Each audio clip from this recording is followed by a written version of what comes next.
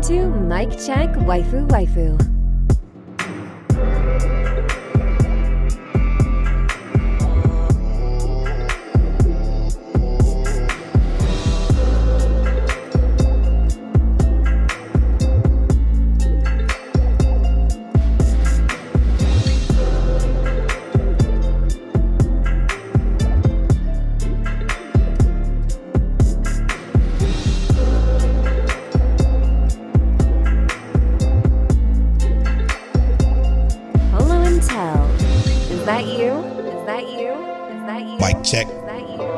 Mic check waifu waifu. Ma, tell him. Is that you? It's time to grade something. This is episode 338 of Mic Check Waifu Waifu. As always, it's brought to you by Patreon. Patreon.com/Mic Check Waifu Waifu is where you can get early access to the video version of this podcast, where you can get access to the Patreon exclusive podcast, The App Stories, where you can get access to the pre-show, which goes live 2 days before this episode goes live. Shout out to the producers. Explicitly, Ked the Pro from Chaotic Culture Podcast, Fear, Semi Sensei, Frozen, T Money, Fingers. Dad Needs to Talk. Check out Dad Needs to Talk Podcast. Death Scythe, aka Christian the Archivist. All for one Matt, Rob, Stone, Matthew, H. And last, but certainly not least, TK Does Gardening. We are here to bring you a brilliant episode of Mic Check Waifu Waifu.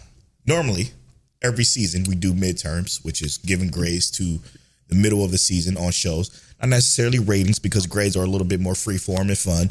And we'd like to share some from our community. So we got that, as well as a few other things to discuss. To kind of give you like a refresher on the show, the podcast as a whole, when it comes to topics and things that we want to make sure that we do, mostly for ourselves, as a reminder that we want to do for the show.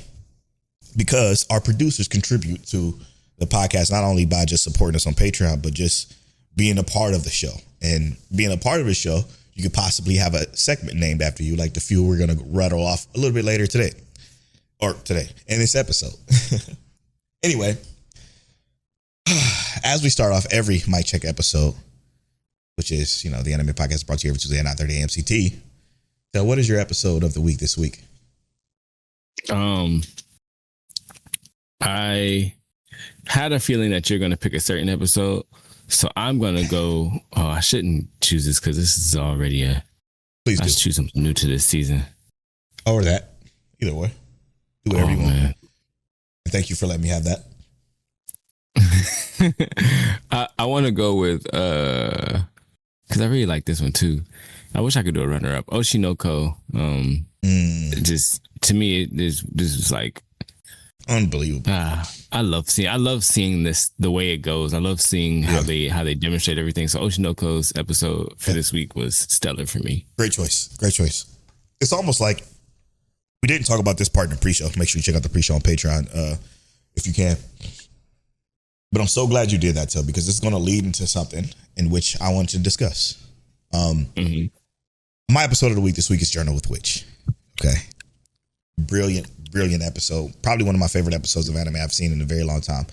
And there's a particular reason why. So if you will forgive me or give me a chance to have a discussion that is very not quite fully anime, in which the segment we titled Mic Check Waifu Needs to Talk, based off of our good buddy Dad Needs to Talk podcast. Make sure you check out Dad Needs to Talk podcast. But Mic Check Waifu Needs to Talk. And the reason why we need to talk is because the reason why Journal with Witch is probably one of the best episodes of not just show, period, anime in general, is because it covers something that I've dealt with literally my entire life. And it's specifically with the auntie, Makio. She is very much the embodiment of what I lived through all of my life, that nobody in my entire family seems to have understood ever. And that's social anxiety. Social anxiety is such a draining thing in my life. And the way they showcased it was so brilliant that I can point to this episode and show it to probably anybody. You don't even have to have the context of the entire show. Just this episode alone. Show it to anybody who don't understand what social anxiety is. You would understand, because it is an overwhelming feeling of just mentally draining, physically draining, uncomfortable, hard to breathe. Like all that shit is so real and accurate when it comes to social anxiety. And again, the allegories that they use for it and the conversation that they have between Makio and Asa was so paramount to what it feels like that nobody can explain.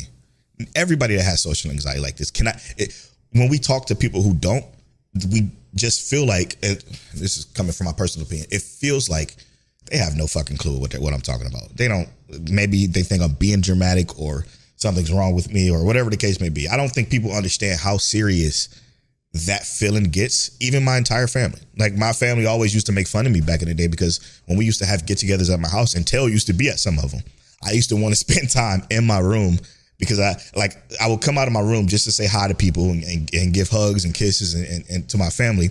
But I would immediately retreat back to my room because it was just too much. It's always too much, especially my family.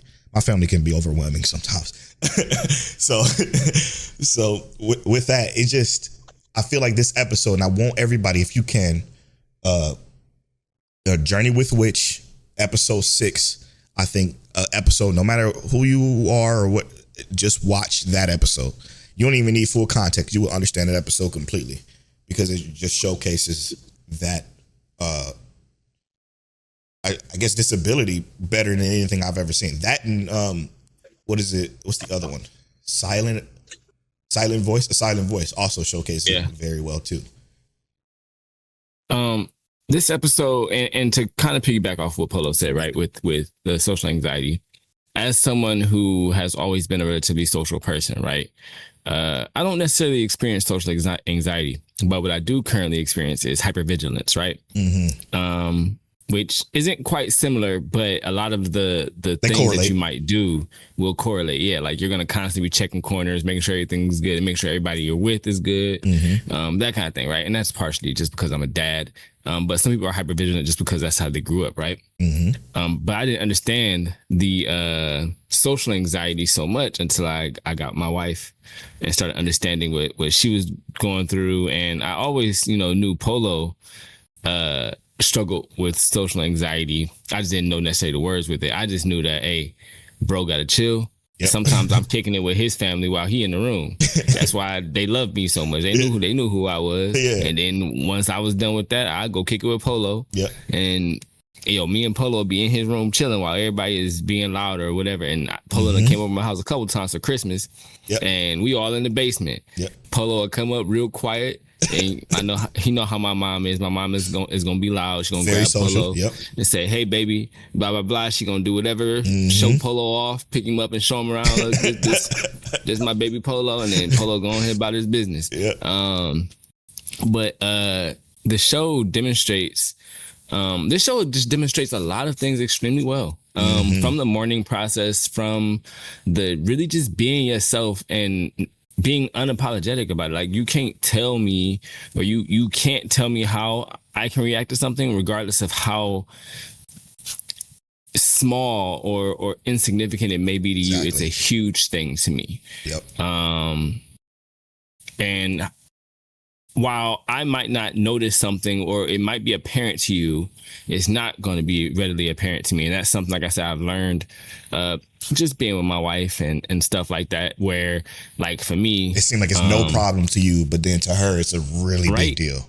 Sometimes I'm a neat freak, and I'm a lose my mind because something is misplaced on my desk.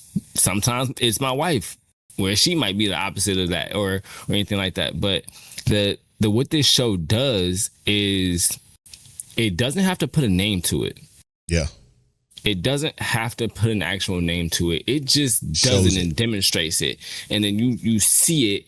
And it's like the same conversation they're having about the loneliness. You know what I mean? She doesn't feel lonely because she's so happy in her solitude and peacefulness. Yep. But Asa feels lonely. You know what I mean? I'm gonna be honest with you too. I think that's what my family at first felt for me. I think they felt sorry for me because they feel like, hey, you're down there by yourself, essentially.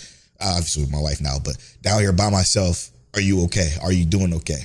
And every once in a while, just like if I was up there, I would have some bouts of depression, but it ain't got nothing to do with me being alone. It has everything to do with something else, but it's just it's better for me to be alone than to be around a bunch of people. Especially when my anxiety, like for my sister every single time knows whenever I'm like, she's like, I can feel, she's like an empath. I can feel your anxiety and it's rubbing off on me. She in your soul, brother. Yeah. She like, I know my brother going through something. Yep. She knows better than probably anybody, to be honest. But one of my favorite moments in the show, this episode specifically, is like the ending of the episode. That too. Where she's sitting with her ex-boyfriend. And they gave us the predisposition. They gave us what happened in the history of their relationship. Which is so well done, by now. the way. Right. To now. And this is a very real conversation on, you know, what people may need in a relationship. Every relationship is different. Yep. Like, you can't base your relationship off other things. And this is something that like, you know, my mom, she's been with the same person for years, all my life. My aunt has been married all my life. My other aunt has been married all my life. My uncle then had a couple and bounced around quite a few times. My other uncle's been married all his life. I've known people who've been in long-term relationships and known people who've been in like short-term, and none of the relationships are the same. And you, even if that's what you see, you can't base them off anything and this or each other. But this shows that like she has this, like, she clearly cares. Yeah. It's like a self-realization.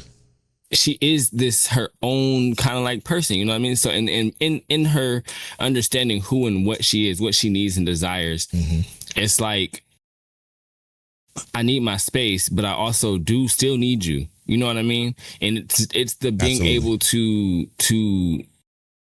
And I'm not gonna say because it, even so, and I think even as an adult, sometimes you don't fully understand the manifestation of what you're feeling, right? Sometimes you still gotta experience it, and then you're like, okay, this is what it is.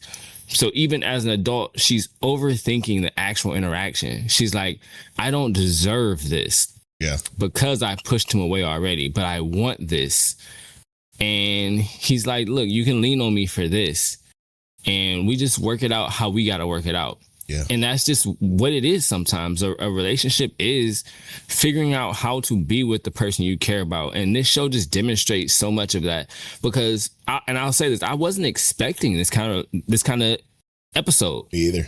Even that part of the episode, I wasn't even expecting her to have that kind of relationship in this episode or this show. And to get that just shows that this show already has so much more depth than I planned or thought about. And I'm so happy for it. It's one of the most meaningful, emotionally meaningful shows, like intentionally meaningful shows that I've seen in a long time. Yeah. And it's if ever. And it's not just this episode that has that meaning too. It's every other episode too. It's every episode has something meaningful to teach you or show you or give you something that you've never seen and explain it in a way where it's not over explained. It's just shown. And even the parts they do explain, it's very understood. It's probably one of the better shows this season. And that's saying a lot, because this season is absolutely fucking stacked. Yeah. All right. Now let's give an update on what the show consists of when we do some topics. And a lot of times we forget to do these topics, which we need to start adding them to like the notes on if we decide in the pre-show if we're going to do these particular topics. Like some of them are required. For example, or some, sorry, not some of them are required, but some of them are spontaneous. Like Mike Check Needs to Talk, again, sponsored or not sponsored, brought to you by Dad Needs to Talk podcast. But we have other ones where it's like a part of the review. We have a segment that's a part of a review called Fear the Highs and Lows, based off of our producer Fear. What that is that's us rating finding the highest rated episode in the season of a show that we watched, and finding the lowest rated episode in the season that we watched, and giving those particular episodes a rating. And then we have All That Matters, which is at the end of the season, we give our favorite female character protagonist and our favorite male protagonist to the audience. That's all for one Matt's idea. And then we have What was the other one? How did I forget that fast? I do think those are the three mentioned in the beginning episode, but Yeah, fear the highs and lows. All that matters. Mike Check needs to talk. There was one. No, I think that's it. Wasn't it?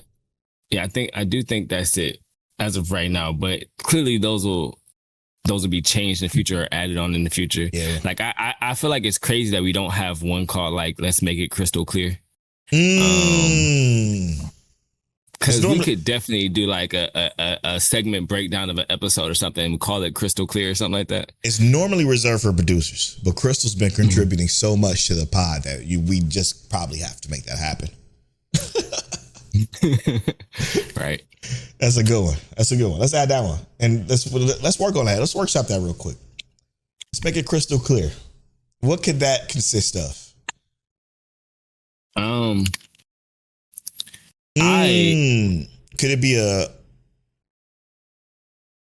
Could that be how we start an antagonist? Since she loves antagonists so much? Hold on, wait a minute now. Yeah. Hold on. That it could definitely be that because we could break down the segment into antagonist. Yep. So we could even go antagonist and then be like, boom, all right, let's make this crystal clear though. This is exactly why I'm not messing with it. Yep. And you know, a summary of the antagonist. Yes. Yeah, that's it.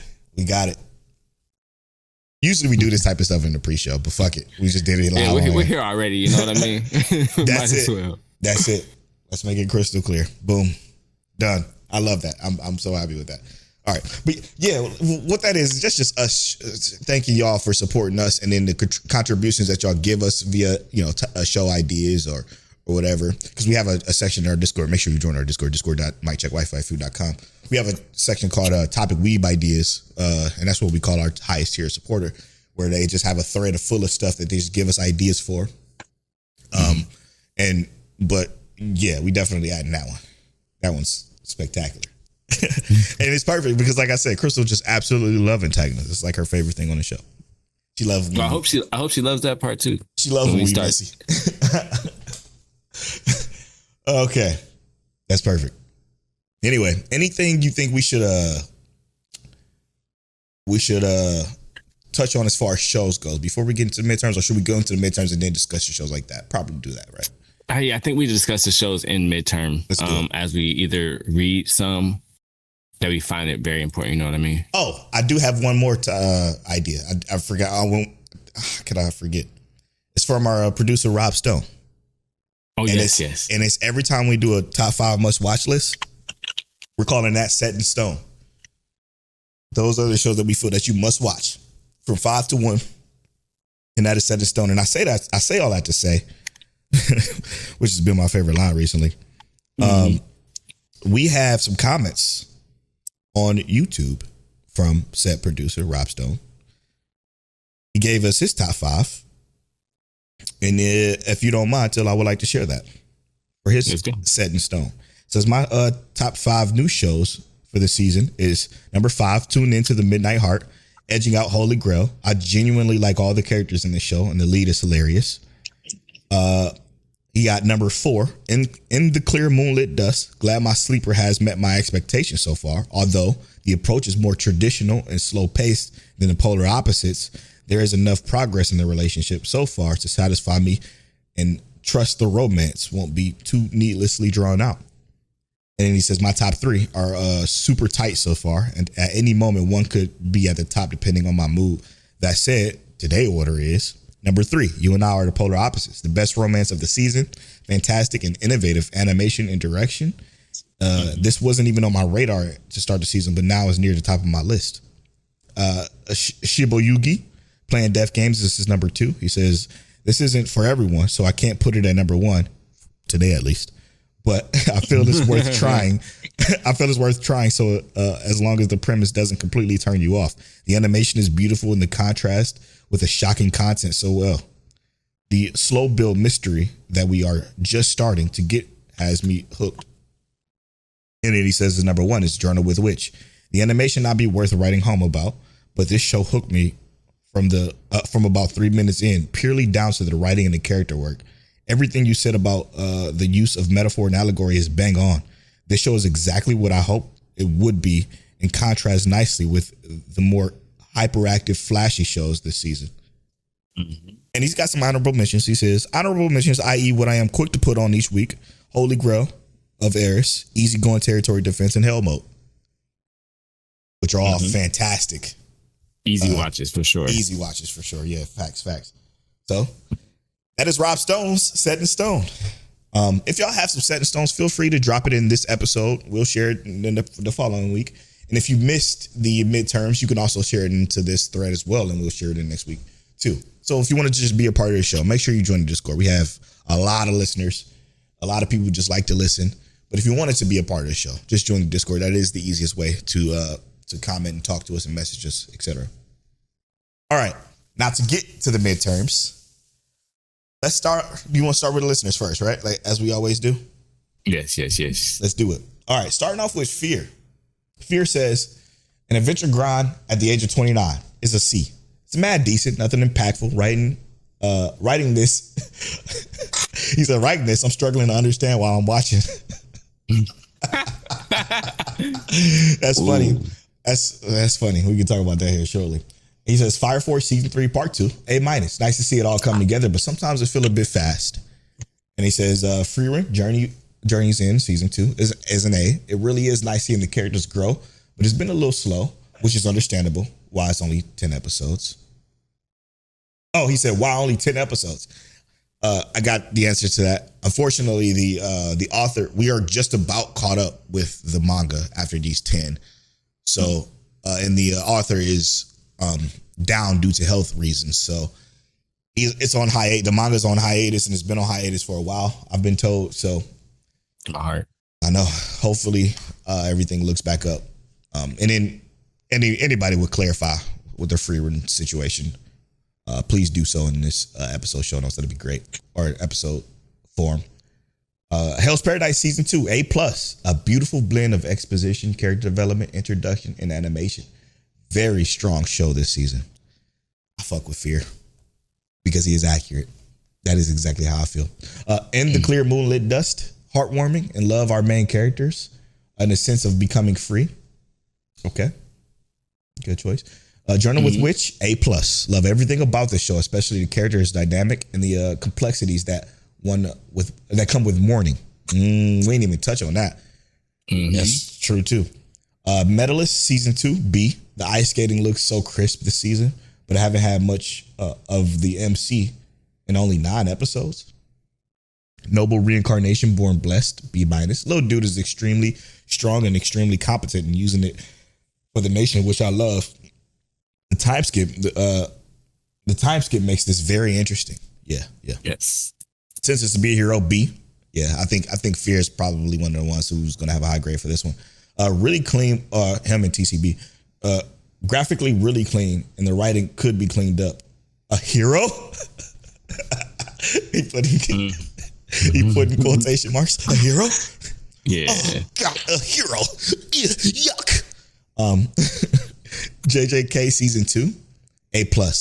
Peaking currently. The direction of this show has been on another tier. Absolute facts. Shibo Yugi, A-. Stunning, sound, visual, but wish the motivation of our MC was a little bit more clear, but I expect that to be fixed. He got the Darwin incident, my sleeper, I think. C+. Feels a little dated, but the art style is shit. However, I need to see this go. I like that some of the discourse on humans and animals in this show, though.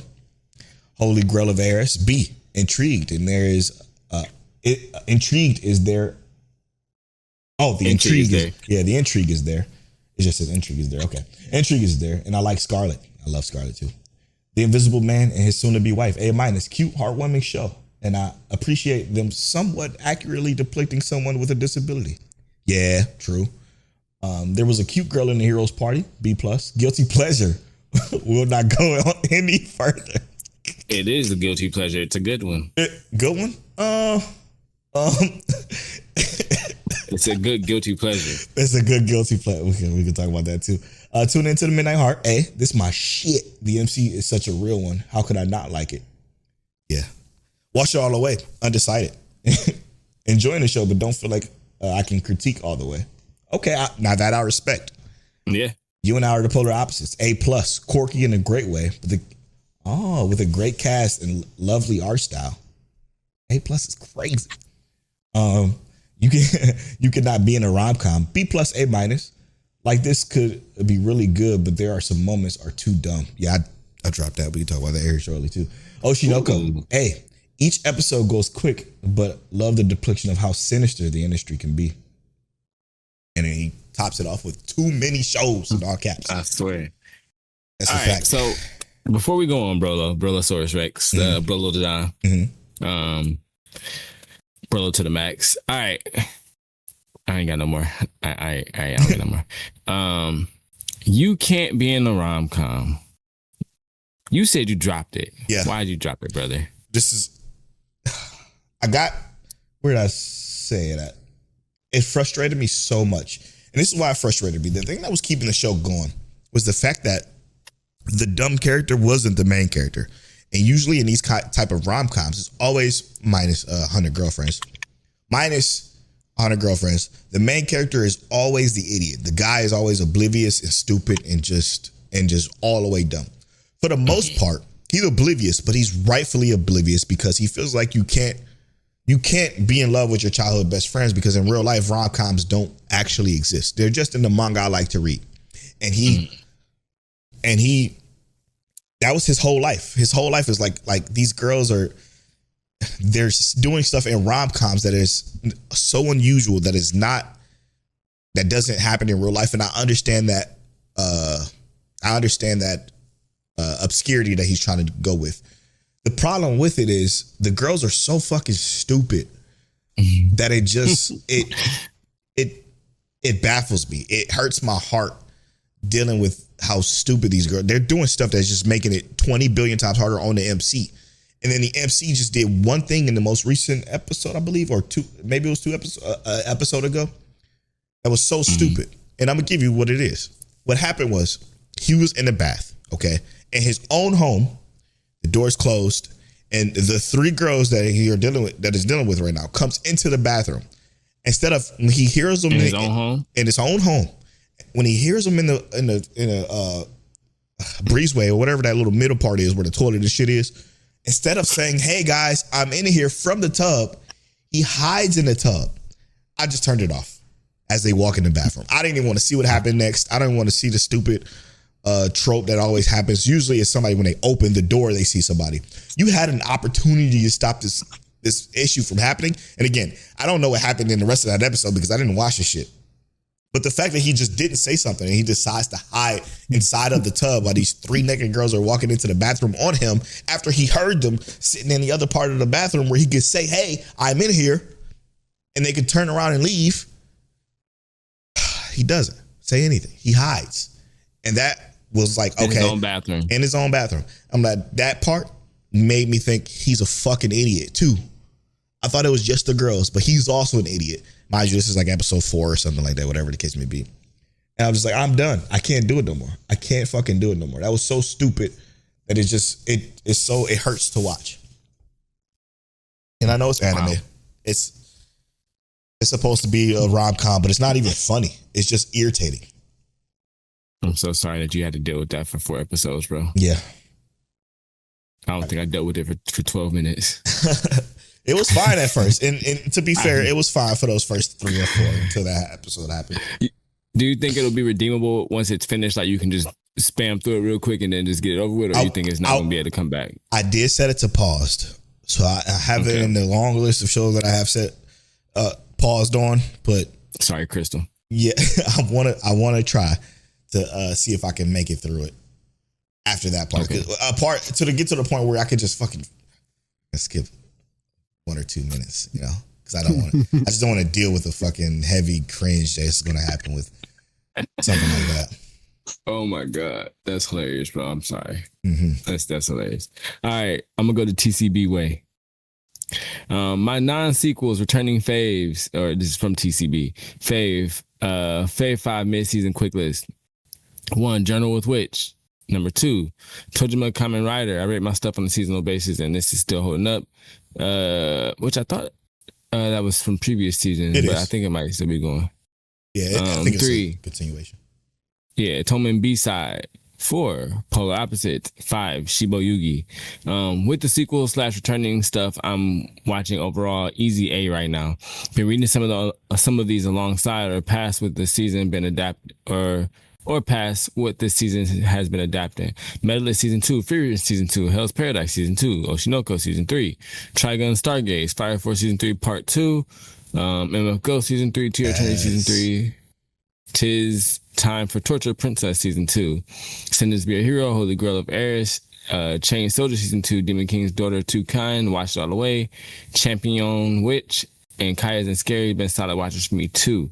This season got a bit of everything I enjoy with what I like to watch, and its quality on top of that for the most part. Only dropped 2 shows, those being Dead Account and Casebook of Arn, and we eating. Yeah. Respecting those two drops you got in there. I would have dropped those two. Casebook of Art, and I did just after you said what you said, I paused it. I'm like, maybe I'll come back. That's probably gonna be a drop though.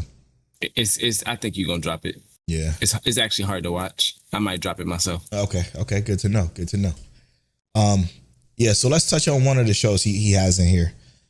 Shibo Yugi. You still watching that? Yes. How spectacular is it to you? Because to me, I'm gonna just say this has an A.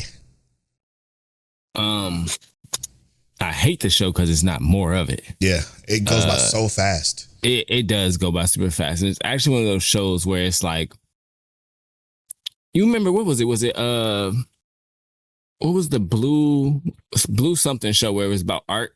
Blue period. Yeah.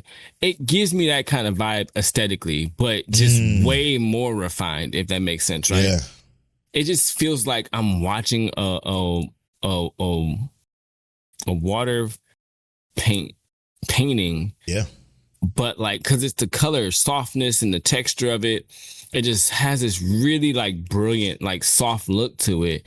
That's almost mystical, foggy, but then crisp at the same time. Perfect highlights, sounds amazing.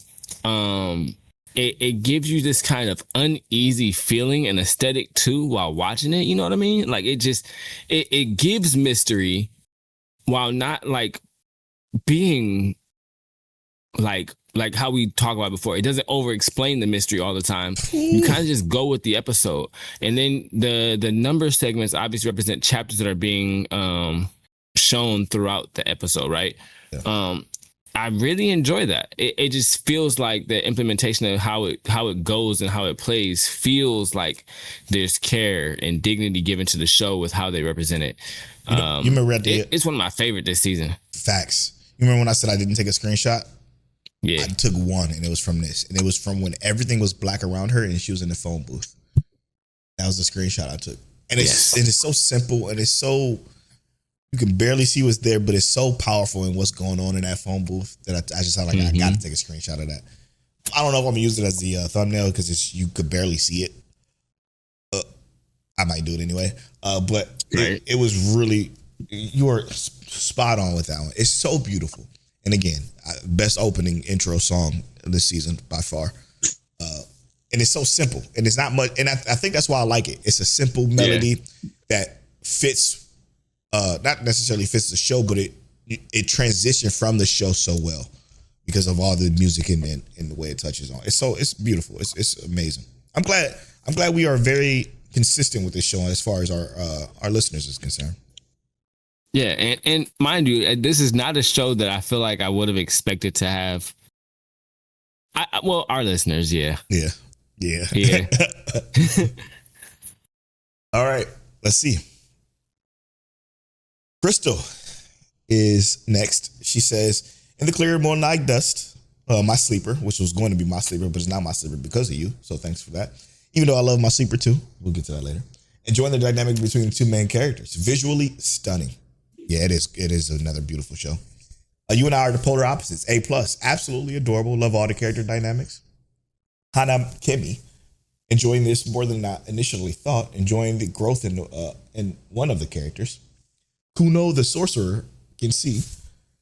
Excuse me. Put on the sorcerer can see entertaining enough to keep going since y'all got me into this. Intrigued to see the second half. Yeah, same. We'll get to that too. The Villainess is adored by the prince of the neighboring kingdom, my sleeper. A, love the main characters, rooting for her happily ever after. Journal with Witch. A, enjoying the realism and the impact that the show gives. B, Wash It All Away gets a B minus. Simple yet enjoyable, hoping it doesn't turn into a problematic romance. Interesting. Okay, I can see where you're going with that. The Demon King's daughter is too kind. B minus. Simple and adorable. Isekai office worker. The other world's books depend on the bean counter. Yeah, this is her. This is definitely her. A plus for the boy BL lovers out there. This has been absolutely fantastic. Boy love aside, the story is actually really enjoyable and fun to watch. Easygoing territory defense by the optimistic lore. B plus gained a new child in the agency with the show that was added thanks to y'all once again. Love how the main characters is making the best out of the circumstances. Absolutely. Yeah, that one's very enjoyable.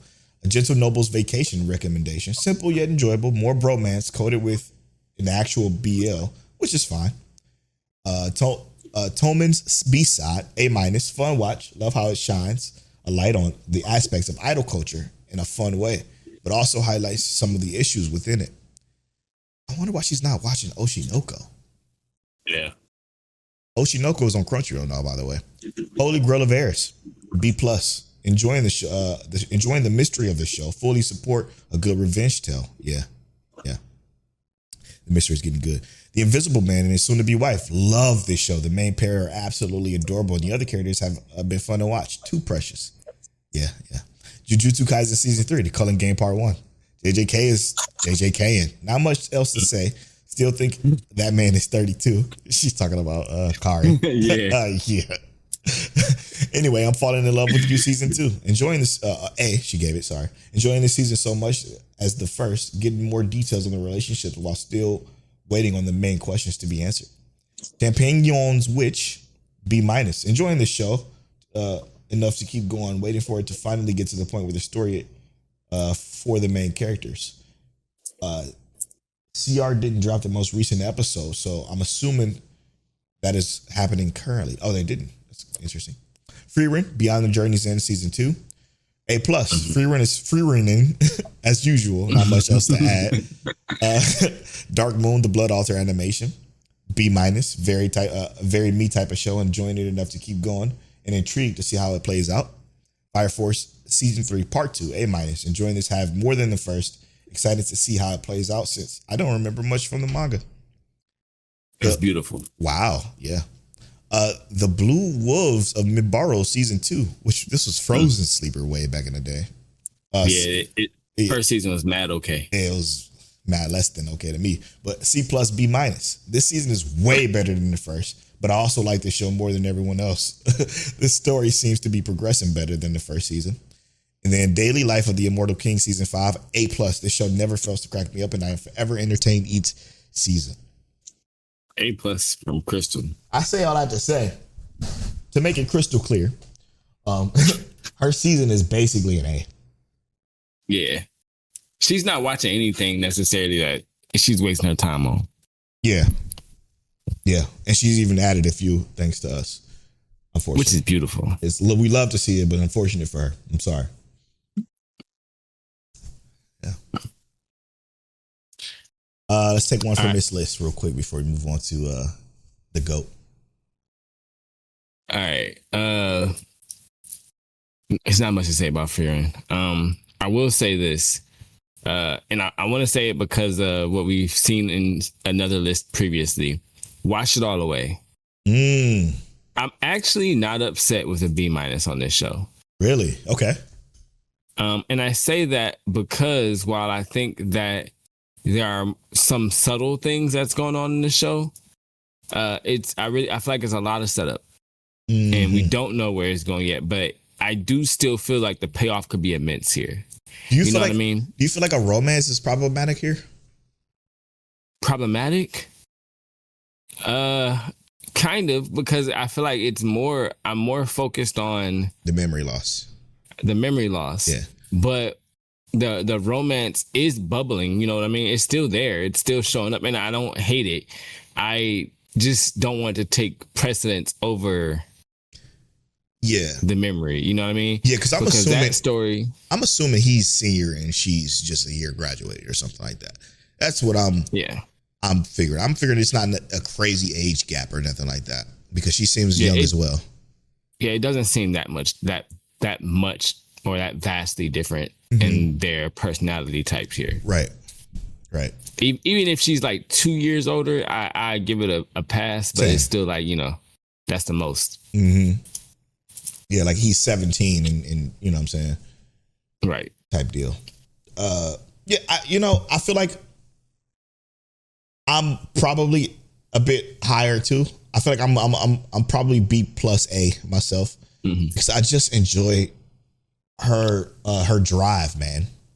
Like it's just so endearing.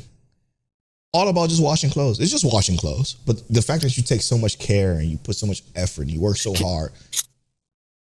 Here's what I because this is me overthinking. I'm an overthinker. I look far too much into details that are probably not even existent, right? I'm looking at her ability to wash clothes as the same thing that she may have had to do with her memories. And wash it all away is the title. Yeah. And I'm saying that in reference to the fact that she's so good at washing it all away. She knows the layers and the steps that have to be taken to thoroughly rinse something from your life. Layers. To rinse and clean these clothes, right? You know what I mean?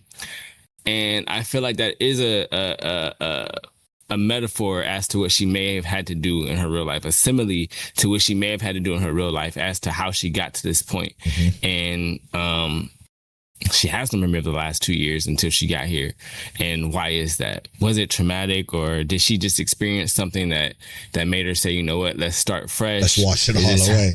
See, now remaking it. Yeah, you know what I mean? So this is why I agree with that. And this is why it's so intriguing and why every piece of small tidbit that we get makes me feel like you're not over analyzing it, because you remember when she climbed on the roof and she saw herself on the roof, kind of in a fetal position, crying. She remembered something. It was a piece of her that she washed away.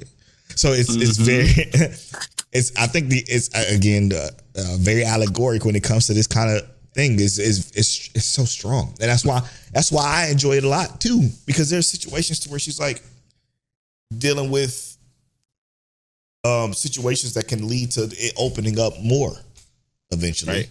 And I think her falling from that ladder is going to be the turning point into which we get more information into what happened possibly.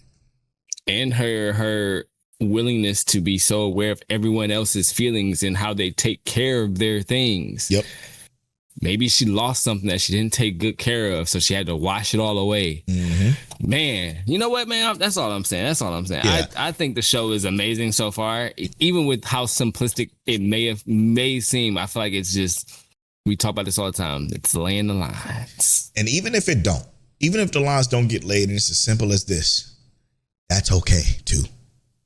Because what it did, just an enjoyable show. Because it was an enjoyable show and it invoked this thought within us that we enjoyed it because of that. And that's all that matter, really, for real. All right, to the GOAT. Tell if you would do me the honors. Dad needs to talk. I'm behind on a lot of stuff, but still want to join in the conversation. Overall, it's been a season of pleasant surprises. All the returning shows have been hitting, and I've enjoyed a lot of new shows that weren't really on my radar to watch originally, like Journal with Witch and Champion Witch. Well said. Well said. Now, with that being said, into some of our grades, let's break them down. Let's start off with our sleepers to get that out the way, Tell. All right, brother. Jack of all trades. Master of none. Party of none, sorry. Yeah. This is Tell Sleeper. We had the most recent episode, I will say, was spectacular. Almost episode of the week worthy because of the not only just the implications of what he did and what's going to happen after the fact of what he did. Yeah. The intensity of it. The intensity of it. The fight itself was fucking spectacular. Albeit cheap animation aside, the CGI usage aside. Like, again, I'm not expecting much from Animation Studio 42, which gave us nothing. This is literally their first show. Hell of a job by them. Congrats. Yeah. You know what? Fuck it. Congratulations for doing such a great job on this episode. I think the show is the better guilty pleasure than the one y'all considered to be a good guilty pleasure. I'm still watching that other one because it is easy to watch. But this one is probably the best of the guilty pleasures. It has a 65 on that list, but for me, I give it about a B minus. This is where my B minus lies. Because again, I'm intrigued with the characters. I love the implications they've shown so far, and I just can't wait to see the repercussions of it. So sue me, B minus. And I wholeheartedly agree with that. I thought a B minus as well, but it doesn't take away from like the enjoyability factor of it for me. It's just I'm looking at it like it's a B minus, bro. Like turn it on, it's a B minus, but is it easy for me to turn on 100%? It's still super easy to turn on. Yeah. I'm never necessarily upset with it. Sometimes it's just like I want a little bit more in the show, yes, but the show is cool. It's not bad. I have thoroughly enjoyed worse shows. And with what we've seen, the implications, like Polow was saying, going forward, I really do. I want to see, because I feel like we often get a show where it's like, dude got kicked from the party and nothing necessarily major happens that shows just how big of a gap it is between them and the hero's party. This is one of those moments where it's like, this is a gap, bro. Mm-hmm. Like they literally had to run away from this thing. Yeah, they had to run away from it. He said, "No, I'm gonna pop off and do it." What's better is that the fact that it was witnesses. Mm-hmm. That's just that in itself just has me so excited to see in 2 days, 9 hours from the time we were recording this episode 7. I'm so excited for episode 7. It's I'm that's the first thing I'm doing. That for the minute it come out, it's turning that on. Mm-hmm. I can't wait. Yeah, but I agree. B minus is very accurate in my opinion, and I'm not mad at a lower grade either. But a B minus I think is very accurate.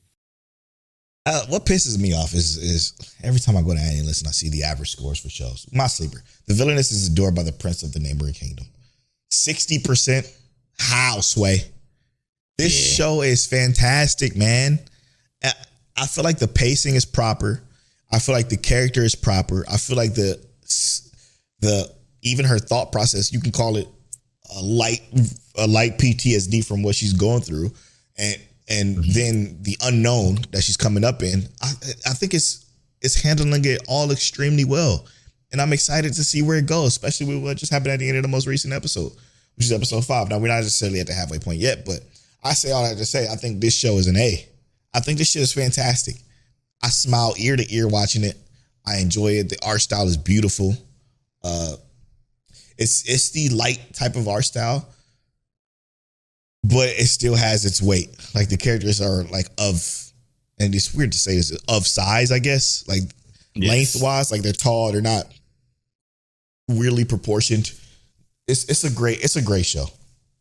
I do enjoy it, and I do feel like it's worth watching this season. This is one of the shows where like this season, Slice of Life is carrying, right? And just like how I would like to say with my sleeper, right? They did something that most of the trash that comes out in this type of genre doesn't do. Yeah. I feel like this did a very similar thing. Yeah. Where they progressed the mold of what this type of slice of life is. Well you know said. What I mean? Yeah, tell them. If that makes sense, right? 100%. I feel like it progressed the mold for what this can do and what it can be. And that's why I feel like this has been really good. My personal opinion, I don't know what Polow, I don't think Polow gave a score, but my personal opinion, this is a B plus. You said A? Yeah, I gave it an A. Yep. Okay. I thought you might have gave it something lower than that. I wasn't sure, but yeah, I think a B plus.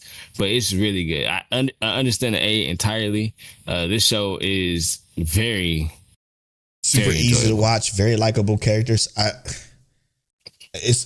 feel like it's stemming into the overthinker territory, and that could be the lesson she learned in this upcoming arc. And it's just been great. It's just been fantastic. Let's do a quick rapid fire on the returning shows because I feel like it's going to be easy to do that. Yeah. Hell's Paradise season 2. Yeah. It came out the same time as Frieren, which is unfortunate, but this is an A+ for me as well. Yes. I have to, yeah. Easy A+. Personally, in my opinion. Yeah. Frieren Beyond the Journey End season 2. A+ for me.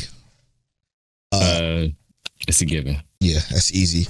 Let me see. Maybe we can give quick thoughts on that a little bit later, but for right now, yeah, A+ for those two.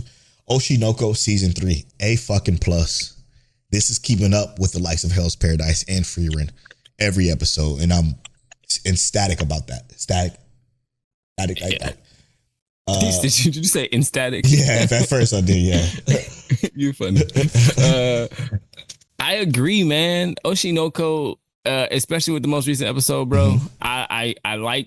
I like where it's going. Same. And I already enjoy it because I think we both were a little unsure how this was going to go. Oh, okay, yeah.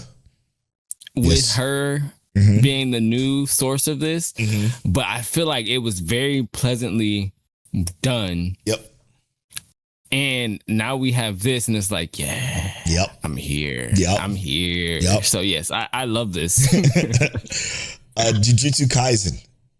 I think we might be different on this one. Season 3, The Culling Game, Part 1. It's an A. It's an A. I think this one is literally, and I think Fear said it the best.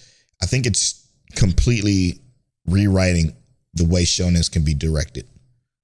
It's so well. So while it is information overload, and it may be a little biased because we read it, so it's a little bit easier to retain the information that's going on in this Culling Game for us, knowing the rules of it all.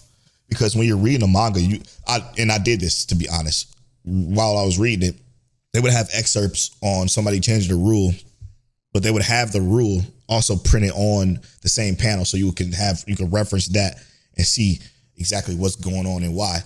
In this one, they did it in flashback form, where they would, somebody changed the rule and they would flash back to who did it and why. It's a lot easier reading it, but yeah, because I was able to retain it from what I read, I still think the creative liberties that they've taken with the direction of the show is fucking brilliant, beautifully done. That you can't give it anything less than an A, or maybe you can. I don't know. Maybe you're about to right now. Yeah, I think the show is great, man, and I think that I agree with everything you said about the directorial standpoint of the show. Like where the directors are taking majority of the show, I'm really with. But I'm thinking about like how that last 4 minutes of that episode, I absolutely love. I'm like, this is phenomenal. This is like the best. I agree with you. Like this is a great, phenomenal way to do a segment of this anime. It felt, like I said, I think we said passionate. It felt intimate. It felt real. You're talking about the rotoscope or the most recent? The rotoscope. Yeah. Okay. But I also think about how like, and I don't want to make it sound like I didn't enjoy the scene, but like the Maki Mai thing, I just thought that was okay. Yeah, it was mad decent. I thought it was okay as fuck. So I was like, for that to be such a highlight moment and for it to be like okay, it made me kind of bring it down a little bit. I understand. So that's why I'm saying B+. Okay, I get that. Not to say it's bad, you know what I mean? Because it's clearly still amazing show, and there's still more to come. You know what I mean? Very accurate. But I felt like B+. You're very accurate with that, and I can't deny that. It's Fire Force season 3 part 2. This is so much better than part 1. Like I'm giving it an A. But it's so crazy the gap between part 1 and part 2 that it's unreal to see. I love the way it's done. This episode though, recently, I'll be honest with you, it was a big deal, but I also don't remember it. Yeah. Okay. Is that weird? And I know it's the Ogun, and they're protecting the Amaterasu. As I think about it, but when I'm just sitting here talking about it, I forgot about that episode. Yeah. Yeah. It was cool though. Now that I thought about it. Yeah. I think that this season reoriented where this show was supposed to be. Yes, indeed. You know what I mean? Like they took the fucking camera focus off last season, bro. Yes, or they last did. part. It was like, what are you looking at? Well this is not the said. same show, bro. So they refocused and said, all right, my bad. I didn't mean to do that. And I feel like every episode has been like just the progress and the meaningfulness that we wanted. Yep. Even like when it got slow with the brother show, and we got that moment. I love that moment. That was my favorite. It felt but it felt like it was directed in the right place. Like we focused again. You know what I mean? Yep. And even with this episode, I feel like this might have been like the worst episode of the season so far. But even then, like the point behind the hero conversation and how like they perceived each other, right? Regardless of how people around them perceived them, Ogun and Arthur were perceived as like the good guys. Immediately they were perceived as like the heroes, so to speak. Whereas Shinra constantly was perceived different, but they perceived him as the hero regardless. They wanted him to be, with them. And I think that was cool. I think that it was way more emphasis in that backstory and then that we got here. I thought the fighting was like less impressive. Yeah. And the reason, let me interrupt that part, because the reason why I found it forgettable was because of the fighting, but also because of the interjection of backstory. And I feel like they did that because they had to put it somewhere, because it was nowhere else for it to go. Like the Ogun, right? His family on the ship thing. They just kind of threw that in there, and that's what I kind of that was awkward. Very awkward. It felt way shonen that it threw off the episode for me, and I'm like, oh, I forgot that happened. And then when you start to talk about the smaller pieces of it, when they go to Shinra's backstory and Ogun's backstory, that was pretty cool. But yeah, very accurate. When that part came in, I'm like, oh, I kind of erased it from my mind. Like, ugh. Yeah, the first half makes a ton of sense contextually for what this part of the season has been talking about. Yeah. The other half, it was like, okay, cool. Where'd that come Nuck from? if you buck, I guess. Yeah, sorry.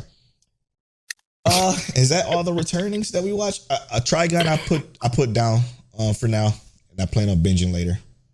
I didn't even pause it. I just plan on binging later. MF Ghost season 3. Shit, man. This is a B. This is a B plus. Top tier. This is great. This most recent episode could have been episode of the week too. Yeah, that powerful. Was insane. It was very, very powerful. So good. I love, again, and this is a show about racing, but this has so much, what's the word I'm looking for? So much character. Yeah. Character. Style. Yeah. Character and style to it that I think Initial D didn't really have. Like, you have the main character in his 86, right? For Initial D. And that was it. Like, that was all you cared about was 86. This one has more character, more style. And even seeing the legend get behind the wheel again, that was fucking dope in that Supra. But it's just a bunch of like, it is a lot of nostalgic band. I'll give you that much. Like, even like they definitely show a lot of characters from the past to kind of like will the people who watched Initial D's will be like, oh, look at that, him, references or whatever. But even without, it's still very, very, very, very special. Especially with this most recent episode. It was top tier quality. Would I give it B plus? You said you gave it B plus? Yeah. MF Ghost, I think they really kicked it up with like, so the driving episodes are always great. I love how they do that regardless. But I feel like what they did, and this like most recent 2 episodes ish, is like lean into that relationship outside of the driving. Mm-hmm. And that's what made this show like, because MF Ghost is in my opinion, it's good, right? But like it needed a little bit more of that character outside of the driving. Yeah. Because the character in the driving, I love hearing all the other drivers' introspections and outrospections, you know, how things are going. Yeah. I love the enthusiasm, even around like the commentary. You know what I mean? The commentators on the driving aspect of it. It feels almost like I'm low key. I turned on a race and I'm watching a race. And mind you, it's better than watching a real race in real life because it don't feel like this. So I gotta say I love all of that, and it's very unique in terms of like the anime that I normally watch. So. To me, it just feels great. But that character outside of the driving, it ties you to the driving even more. It tied me to the previous episodes and the previous part of the race even more, with the fact that, you know, he's like, maybe that's why I was able to get through that race the way I did. I felt that warmth. I felt that moment. Awesome. I'm like, you know what, man? Don't make me shed the Polow thug tear right here for this. Don't make me do it. And they touched on that in a previous episode when they was talking to the grandmother. I don't even gonna go too much into it because it's again season 3, but yeah, it was dope. It was dope. Yeah. So Polow, you gave it a B plus, right? Yeah. I'm gonna give it a B. Yeah, for me, my B minus. I'm leaning towards B. Goes to season 2 of Chained Soldiers. I know you're not watching this yet. Oh, it's been great, man. They got some character development issues. It's just you have to get past the extraness of it. It's very extra. It's very like I told my wife about it, and I'm like, listen, if you look over here and you see some crazy tongue down action or some boobies or something like that, know that I'm not watching hentai. This is just some anime. And then a scene pop up where he's fucking making out with one of the characters. But outside of that, the character design, wonderful. It's top tier. It's like, it's so good. Like the designs are so fucking phenomenal. Like, whoa. And his transformations is so great. The story is right now is at a low. And that's why it's getting a B minus. That's why it's getting a B minus because it's kind of introducing the other commanders and the other teams or whatever. So that it's kind of slow right now, but I kind of can't wait till they get back to the main story. Outside of that, I'm still enjoying it so much, man. Something about this shonen is just, and it's a guilty pleasure. That's what it is. It's my guilty pleasure. It would be what my guilty pleasure is. High key, very much enjoyable. I look forward to it every week. Easy. I can understand that. Is there any more returning shows? Any more returning shows that you added that I don't have?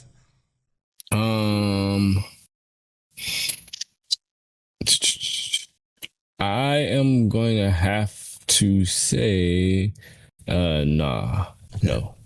Perfect. Let's get into some of these nitty gritties now. My biggest surprise this season, it would have to probably be, let me see. Outside of Journal with Witch, I think we already talked about Journal with Witch. Did we give grades on that one? No, we did not. It's an A. It's an A plus for sure. Well, one of the better shows this season. We talked about it in much detail already, so that's. What about you? A plus as well, right? Yeah, it's personally my favorite show this season. Yeah, hard to argue.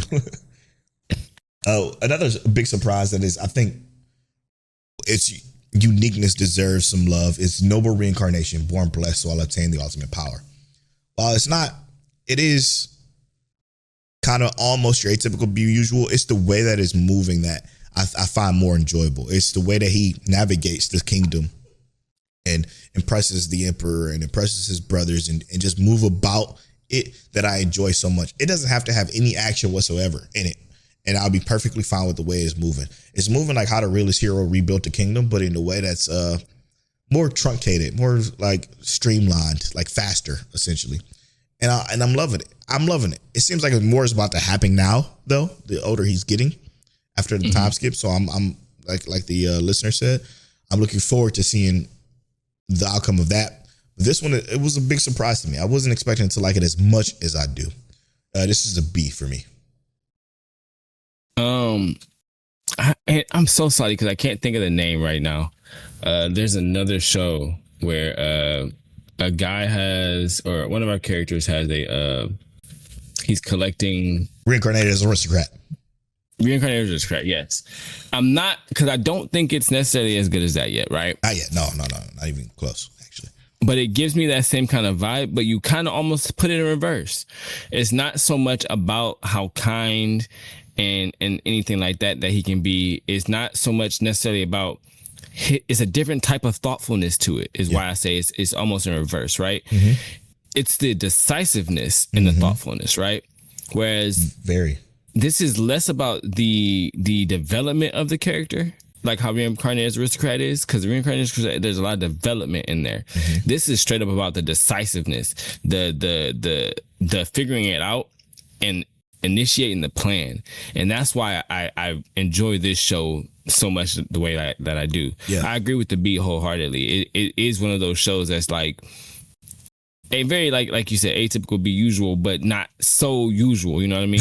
It has so that decisiveness to it. You know what I mean? Yeah. That makes it feel like, I wouldn't say cold, but it feels like he's not new to this. He's true to this. But you know what I mean? Yeah. And in the same realm, easygoing territory defense by the optimistic lord is another one that is very, very much a surprise. I thought it was going to be atypical, be usual. While it is closer to that than Noble Reincarnation is, I think this one is fun. It's endearing. It's adorable, and I give this one a B as well. Very easy to watch, man. The episodes go by so fast.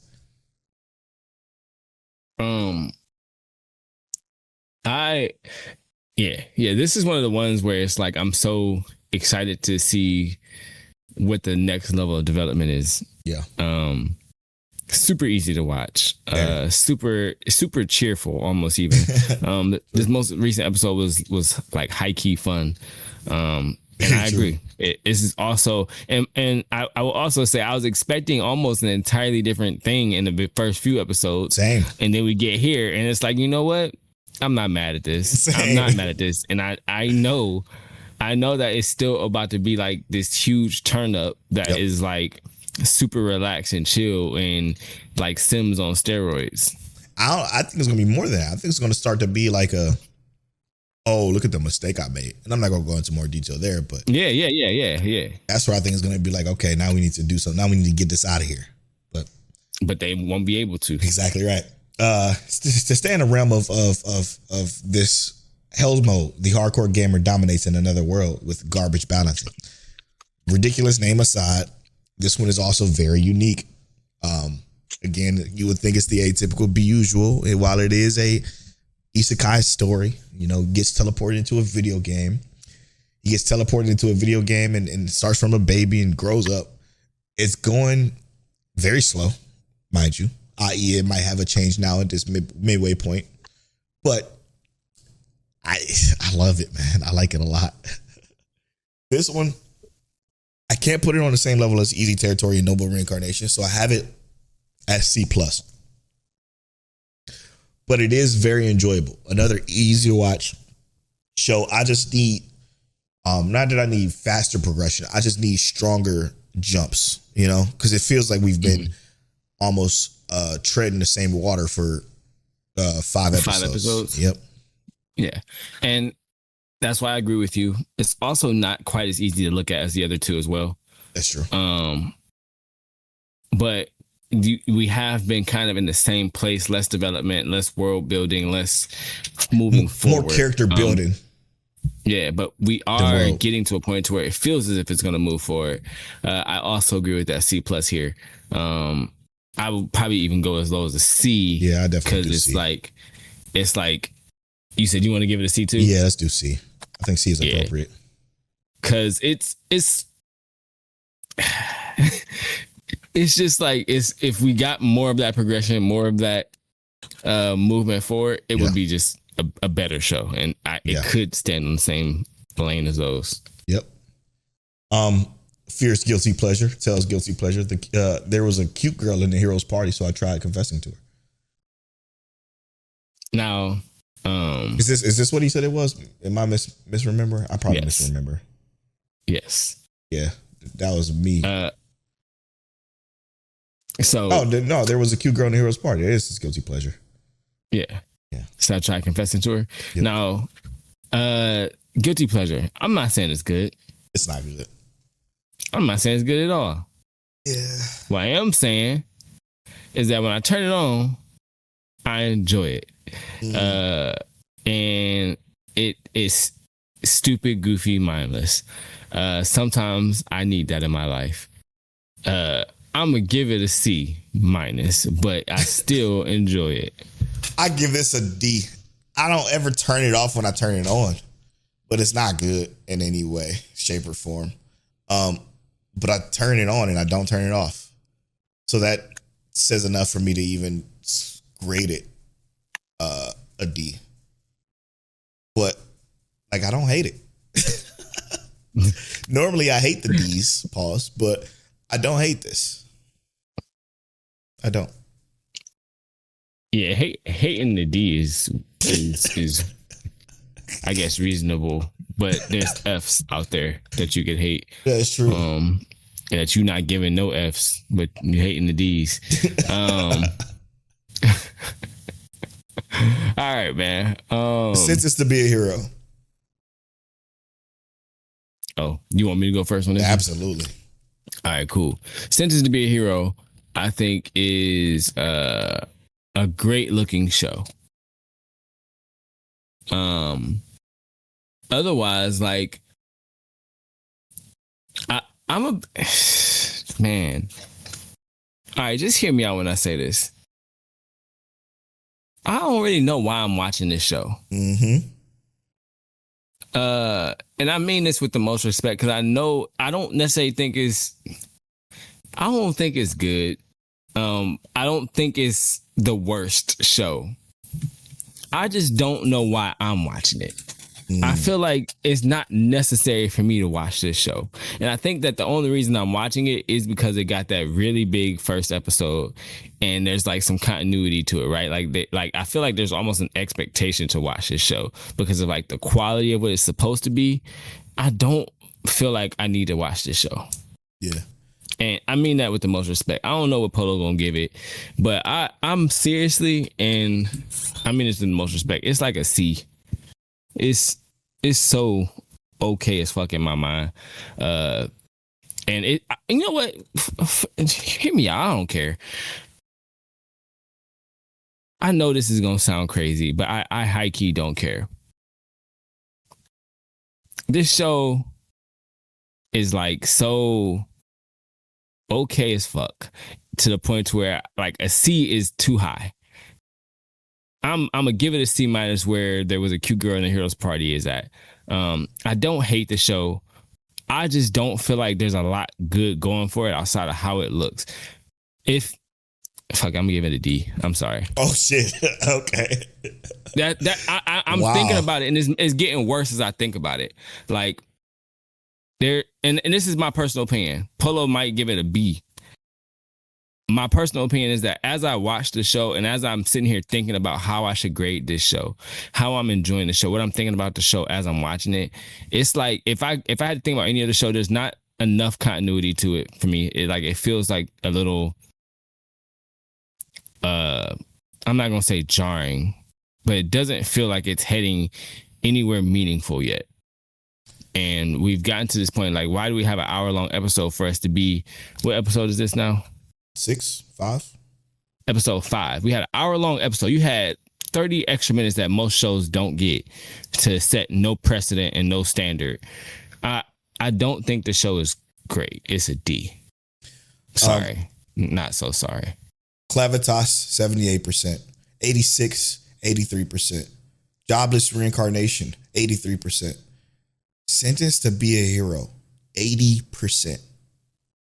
No, it's not even fucking close. The show stinks. The show stinks in every stretch of the word. Let me make this crystal clear, okay? This show is, above all, probably one of the worst new shonens I've ever seen in my entire life. While it looks pretty, yes, we don't get anywhere.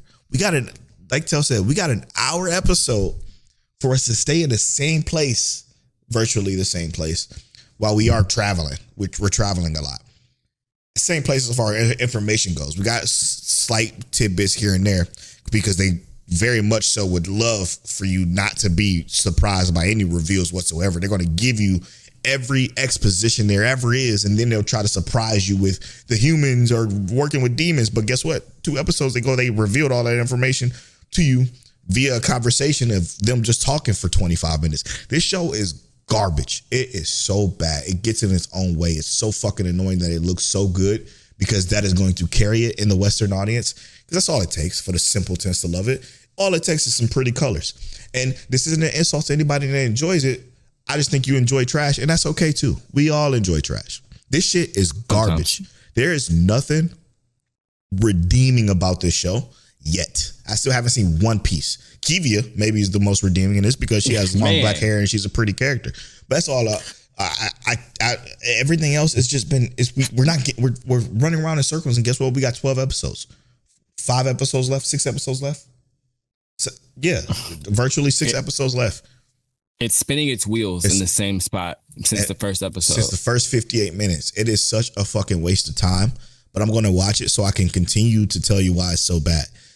Fear said something in the Discord, and I responded.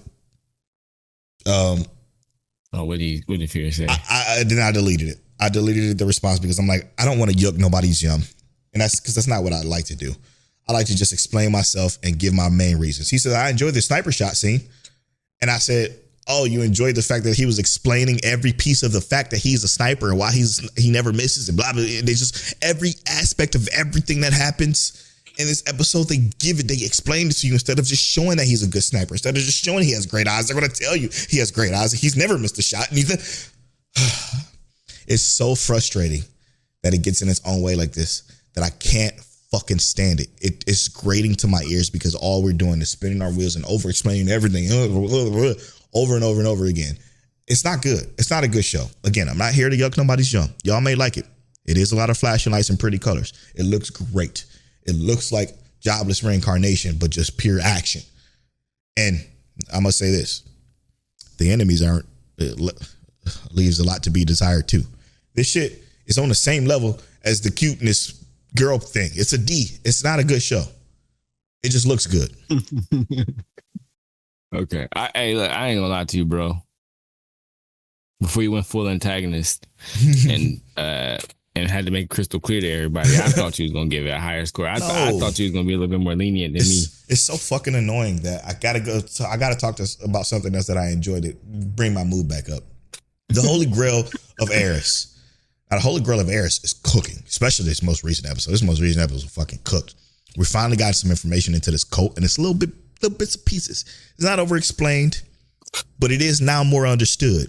And the ball that dropped here at the end of this episode, I'm not going to spoil anything because I do think this is very much worth watching. It's such a massive piece that I'm like, oh shit. So what is the real reason that happened to Scarlet? What is their go? This is some fucking Illuminati shit going on that I'm like so intrigued to see why what led to even this. I'm trying not to spoil it. What led to, people doing what they did and like the bomb that dropped at the end with the major character that was revealed to be somebody else. And it's just fucking fantastic. It's fantastic. TCB said it was too much info. I don't understand. I don't understand what's hard to understand. This is the kind of show that benefits from too much info. And it's not even too much info. That's the problem. Because there's still a lot we don't know, right? And I say that there's a lot we don't know because I still think that this show has a chance of getting its own way. And I do think Polow enjoys this show more than I do. Oh, so good. But even with that being said, with my dislike of the initial first episode and where we've gotten to this point, I think that there are a decent amount of strong points on this show. I think that this show easily rates like a B. Yeah. Easily. And I do think that there are points like was it you? But like either way, like it was said in the comments of I think in the forum, is that because we don't necessarily know how big this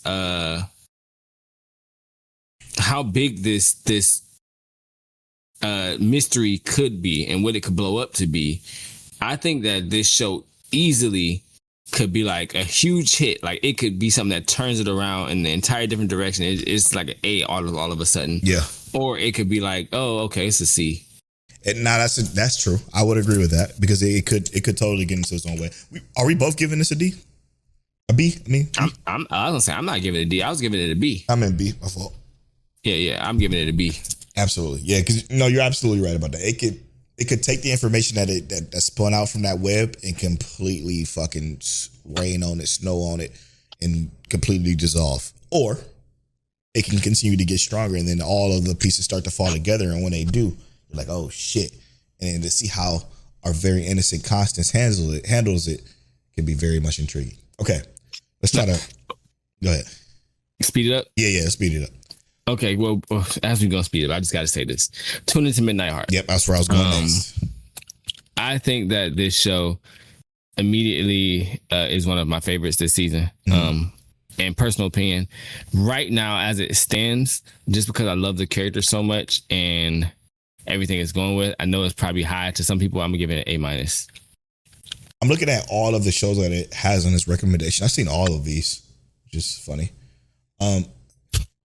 This is an A, not A-. This is now mind you, I am 2 episodes behind everybody else.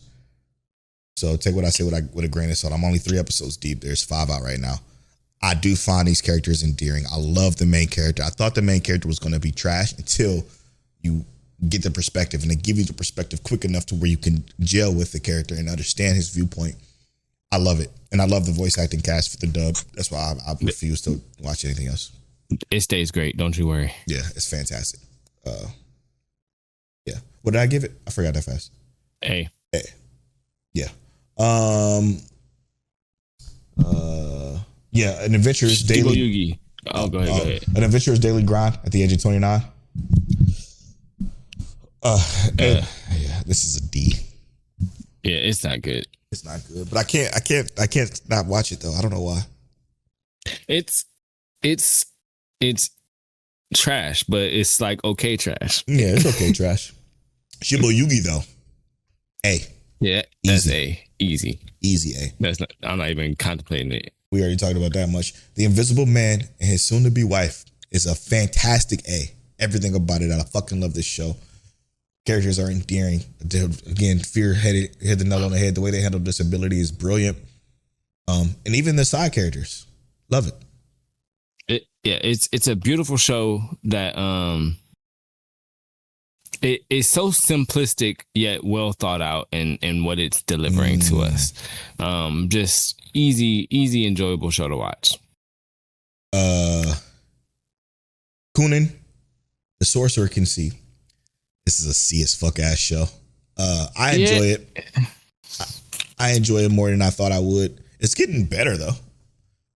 Yeah. The more we progress, especially after his accomplishments in the most recent episodes. And even the explanation of it is well done. Yeah, I feel like this is a show that's going to get better with time. Mm-hmm. As he gets older, hopefully he like loses some of the little tropey things he says. Yeah. And I definitely feel like that alone will let it go to like a C+ once they get rid of that BS. Because what are you talking about, bro? Because the maid fucked him up. Yeah. She tailored him to the fairy tale she read. Yeah, bro. Oh shit, dude. We still in the clear moonlit dust, bro. Yeah, man. Yeah, it's A+, bro. Now, you know what? This is an A. I want to give it a flat A because the next one I'm going to give an A+. Yeah, In the Clear Moonlit Dusk it's got the same softness that I've talked about before, but it's a beautiful show, and I'm ready for more of these emotions to come out. Yeah, and it's working. I mean, the most recent episode showed that we're growing. Yes. And it's funny because we're only at 5. I feel like we are like 6 or 7 right now. No, God, I can't believe I did that.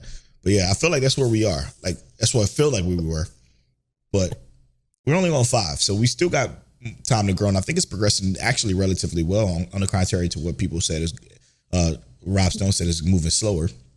5 is kind of quick with the romance in this perspective. All right, You and I are the polar opposites is the A+. Yes. I think this is a better show than Clear in the Moonlit Dust, and it's very surprising at how good it actually is. The different perspectives, even this most recent episode was fucking brilliant. The way they got another trope explained and clarified and just well done, and just everything was broken down so well. Even the way the other character handled it, it gives me chills. How good it is. It handles this like childish mentality and reaction. That's the word. In childish. A very like developmental way. Yes. You know what I mean? It's like, hey, I'm actually looking at this with the most possible like reasonable lens I can for this age demographic, if not better. I love this show. Yeah. It's realistic in the sense of how we would be in middle school if we were in the scenarios in which this happens. Very fantastic. Like I said, if not better than most people in general who can handle these situations. Very, very, very much a fact. And I think that's it for the show that we are watching together.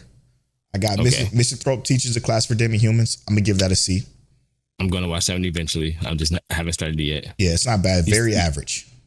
Very average. Not bad at all. You said C? C, yep.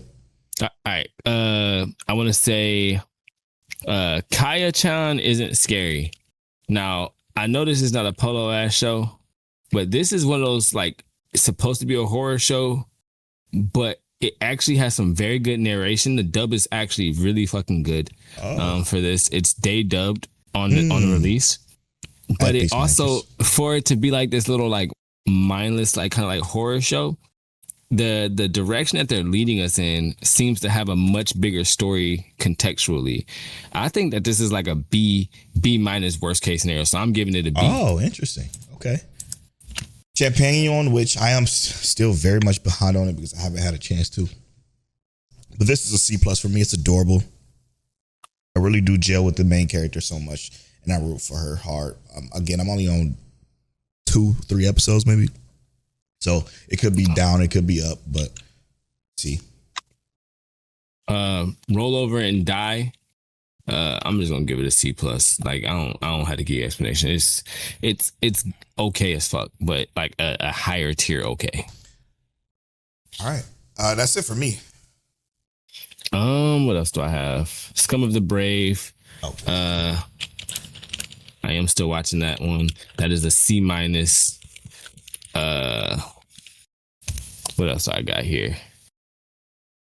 Fate, Strange Fake. I can't wait to start that. Oh my god. They are popping off. It's actually kind of scary in terms of like the Fate world. This has been ridiculous. They've introduced some characters that have not been introduced in a very long time or brought back into this world. I'm giving it a B for now, but visually it's amazing. But I don't want to just give it a higher score because of like bias. So I'm gonna give it a B, trying to be as impartial as possible. I got quite a few shows I'm watching here. I'm sorry. Reincarnated as a Dragon Hatchling. This is another guilty pleasure of mine. I have not said anything about it. It is like a C. But I actually think that this one could get really good if they handle it properly. But like the level up system in this is actually extremely interesting. It's one of my it's one of those shows that has an actually pretty solid system that I think could be crazy good if it got more attention. And I think that is going to be all of the ones that I'm currently watching that mean anything. Trigun Stargaze, it's good, but I'm actually a couple episodes behind, so I don't want to actually throw that one on there yet because I feel like I want to binge that one at the end. So that's it. Okay. Yeah. Taking a look at this. Let's try to break down our average score of what we give this season. Or you could just say it personally, what you think. I'm going to personally give this season, if it wasn't for these D's, pause, and then these C pluses, C. This is off of just a pure look. I'm guessing my season would be probably a B plus, my overall season. Mm-hmm. Because there's quite a few D's in here. That I think brings it down, but not only that, but the C's as well. But a lot of A pluses for me. Yeah, I think that here's the thing.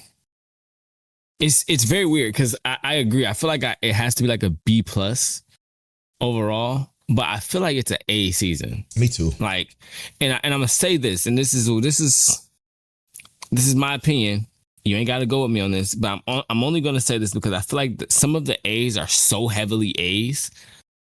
Like, you know what I mean? Like, they're so good A's, so good A minuses, so good A pluses that like it's hard to just put them in A minus, A plus, A category. That it kind of brings some of those shows. Like, it makes me forget about how bad some of these other shows might be, and it makes me want to give this season an A minus. But I'm feel like I have to give it a B plus, looking at the actual grades here. But in my heart, it's like an A minus. Interesting. Okay. Yeah, no, I can't deny that. But I think with that is a wrap to episode 338 of Mic Check Wife Waifu. I'm at Polow on all social media. I'm at King Telliano on all social media. Make sure you subscribe to the YouTube channel, youtube.com/@MicCheckWaifu. And support us on Patreon, patreon.com/@MicCheckWaifu. And as always, Mic Check. B plus for both of us. Hey, we were really in sync for that, bro.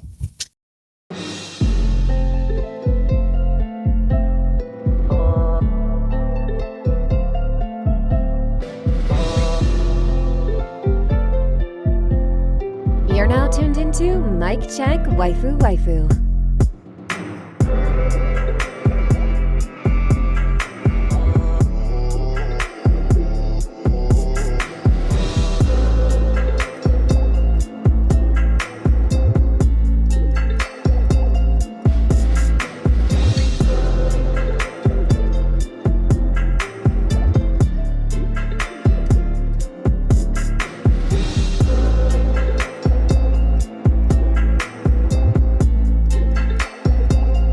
Polow and Telle. Is that you? Is that you? Is that you? Is that you? Is that you?